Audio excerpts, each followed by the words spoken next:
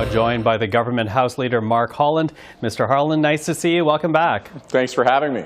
Listen, I want to begin here with what we heard from Mr. Singh. As you know, very much today pushing your government on public health care, concerns about the increased use of private providers, the Prime Minister calling that innovative a couple of weeks ago. What can we expect when the First Ministers actually meet next week? Well, there's no doubt Canadians expect better health outcomes, and we want to make sure that we're part of that solution. And it's not just about more money. It has to be about concrete deliverables, about clear metrics that demonstrate that the money that is being invested into healthcare is actually improving outcomes for Canadians. And so what you're going to expect in the conversations that are going to happen at the First Minister's meeting is the opportunity to come together and to talk about the demands that are placed on our health system and the needs that are there and our willingness to step forward. But as well, our expectation that that money is going to come with clear conditions of expanded outcomes. Expanded outcomes, but what about ensuring that this is not a slippery slope towards increased privatization of the healthcare system? Absolutely. You know, it is a core tenet for our government. It has been for our party for a very long time, that we have public health care, that when you walk into a hospital, the question that's asked is how you are made better, not how much money you have. And we need to make sure that we protect the integrity of a public health care system. I think that's a core value, not only for our government, but for Canadians.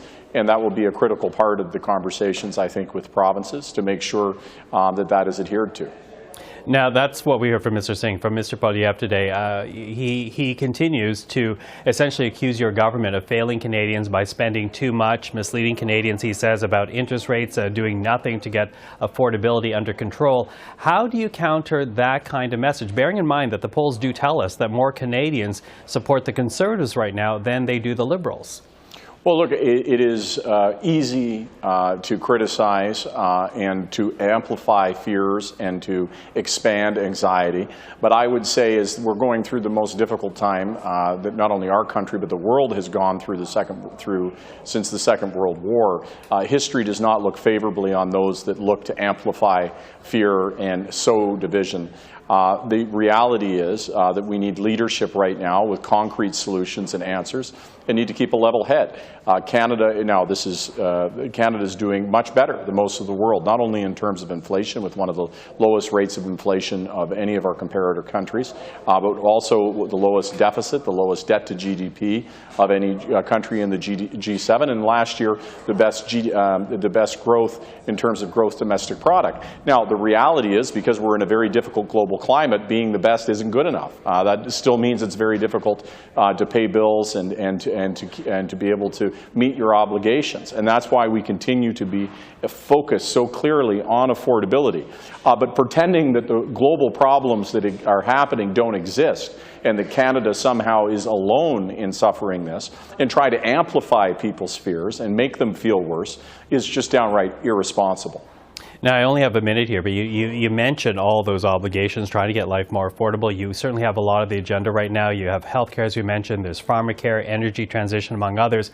But you've also been warned about tough economic times ahead. Will finances limit the government's ability to essentially deliver on the Prime Minister's priorities?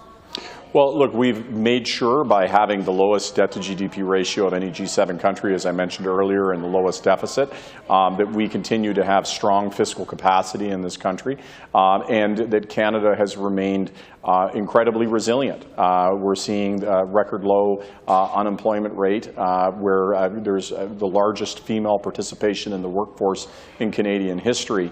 So our economy is strong, it is resilient, and we're going to watch along the way to do things that we've been doing to make sure people don't fall through the cracks, like, for example, the additional money we put for the GST, or the additional dollars that are there for housing. Certainly moving forward with the child care agreement so that we can have what's helping to drive that larger female participation in the workforce. So we want to make sure that those that are the most vulnerable are not left behind here, and that as we face global tumult, that we continue to maintain our globally competitive advantage, so that we can ensure that Canada emerges onto the other side of this stronger than ever and ready to lead.